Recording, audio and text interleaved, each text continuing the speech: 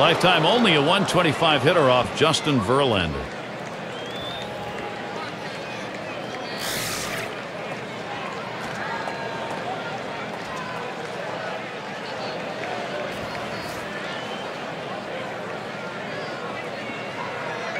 The first pitch. And the pitch taken for a strike by Borges. Well, against this guy in this situation, Gary, you've got to go with the changeup.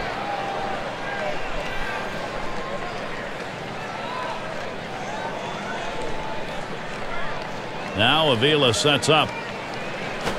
Swings, hits this one pretty well. Deep right center. Bosch is there. The dive, and he's got it. What a catch. Had to lay himself out, but he comes away with it. Well, the key isn't the catch at the end. The key is first step. He got a great jump on it, and that's what allowed him to run it down.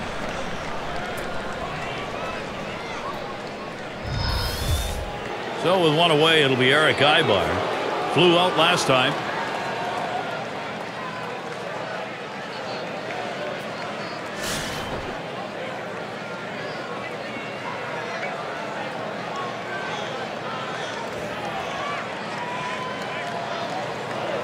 Here's the first pitch.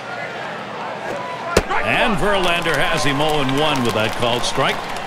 Verlander just oozing confidence right now out there. I tell you, the consistency is starting to show. He believes.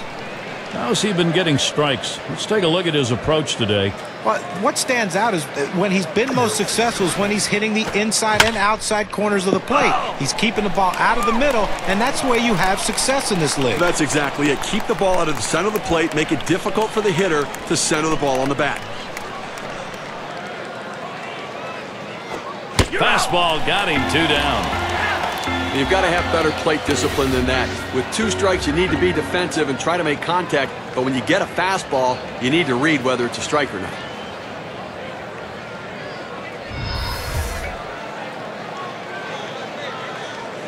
Two outs in the box. Bobby Abreu. He's got a .292 average when going up against Justin Verlander.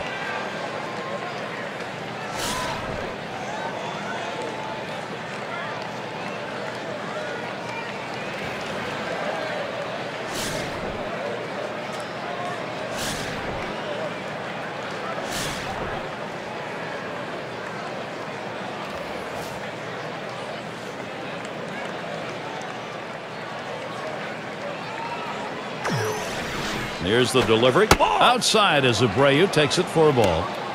How's he using the strike zone to his advantage? Here's a quick look at how he's been mixing locations. One look at inside edge and you can see, compared to what he normally does, he's missed more than his fair share trying to go outside. He's leaving too many pitches up where the hitter can see the ball well or it's out of the zone.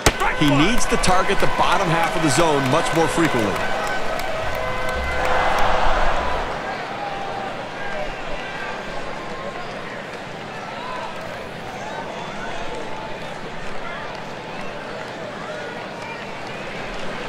One pitch.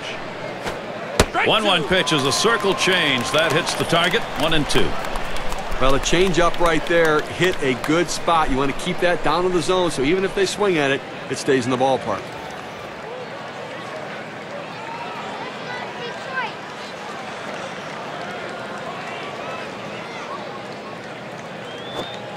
Bobby Abreu has struck out a big swing and a miss. And nothing across here in this half of the inning. The Angels 2, Detroit 1. Bottom 3 due up next. Sun shining here at Comerica Park here in Detroit, and a great view of the city from this yard. And it's Johnny Peralta in the box now. There's a strike from Wilson, taking the count to 0-1. Steve, let's take a look at his pitching performance. You know, you change the hitter's eye level, you move the ball around, and he just cannot catch up to that high pitch. And they're just underneath everything here. You get a lot of fly ball outs.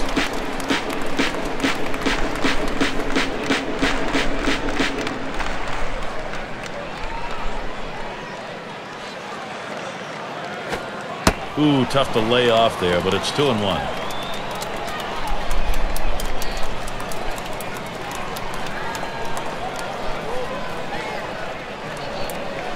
2-1 pitch. Now Peralta, the 3-1 count.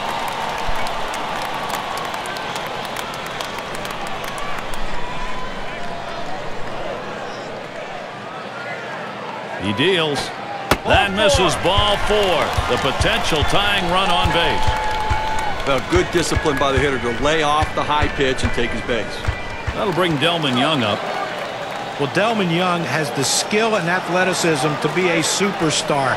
And once he puts it all together, you're going to see him reach that status. He had already driven in 100 runs in his career. I think he has the ability to be a 30-homer guy also. Gary, that walk right there is the tying run in this game. That's not how you want to make the opposition do it. Make them earn it. On the way. Swing and a miss and a ball inside for strike 1. Stevie knows he's really got to pitch now. He's put himself in a situation where he's really brought pressure on himself. These are the type of innings you get really big on you right here. It's about damage control. I know you put the tying run on, but you've got to bear down right here.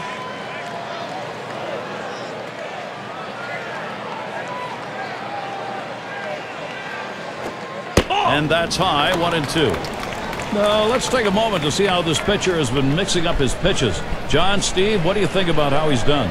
Pretty impressive stuff, the way he's been pounding this strike zone. It's an indication of the performance we're seeing from him. You don't have success without good use of mixing locations. John, I agree. I think that he's kept hitters off balance. Every once in a while, I don't like the pitch selection, but he's executed that pitch even when it was the wrong one. That's a pretty fast pitch right there, and hard to get that much break on it. It's Rayburn at the plate. But with the way he's come alive after the break the last few years, Ryan Rayburn is making a name for himself as a second-half hitter. He always plays well after the All-Star break. Peralta's on at first base. Now the first pitch. He watches Wilson's pitch go by. It is interesting, John, that Rayburn's numbers career post-All-Star game are very good, but it's the front half of the year that gets to him. Yeah, and that's the thing that Jim Leyland hopes to get out of him in 2012 is that consistent full season. Fortunately for him and his teammates, the playoffs are after the All-Star break, and he was solid for the Tigers last year in October with a couple home runs in the ALCS. Hit sharply towards the hole. Gets one at second, and that's 2. A double play. No runs, no hits. Nobody crossed the plate in this half inning, and nobody left on base. The Angels still enjoying this lead.